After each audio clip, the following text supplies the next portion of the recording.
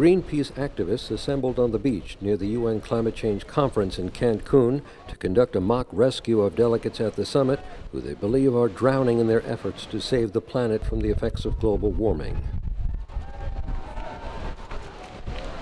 62, 63, 64. Another group of demonstrators were more vocal just outside of the hotel where the climate summit talks were being held. There are people dying as a result of what's happening to climate change.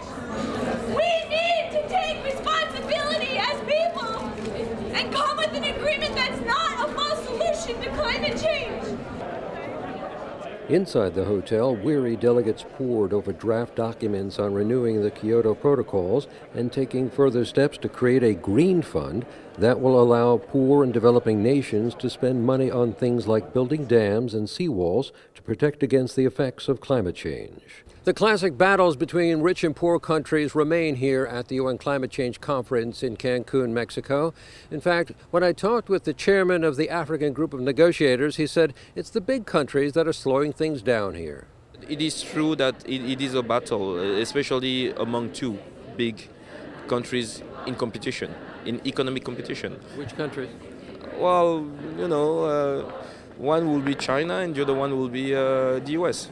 And really, in my country, we say that when two big elephants fight, it is the grass that suffers. And in many ways, I have the impression that we are the grass suffering from them.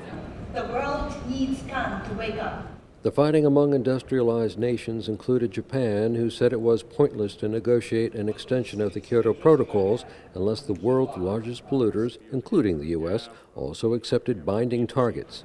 Russia and Canada also opposed extending their Kyoto targets. We need to keep the Kyoto Protocol alive. That is the reality of the negotiation here. Several NGO experts at the climate conference took shots at the inaction of the major players here.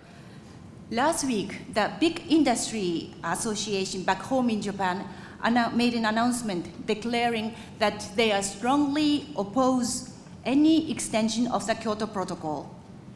Unfortunately, the Japanese government is listening to the big industry voice rather than the plea from the world.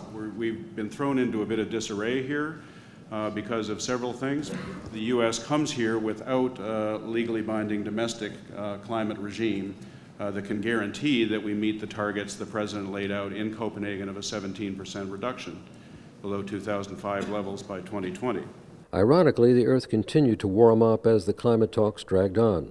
The World Meteorological Organization reported that 2010 is on track to become one of the 3 hottest years in the last decade. Frank Uciardo for South South News at the UN Climate Change Conference in Cancun, Mexico.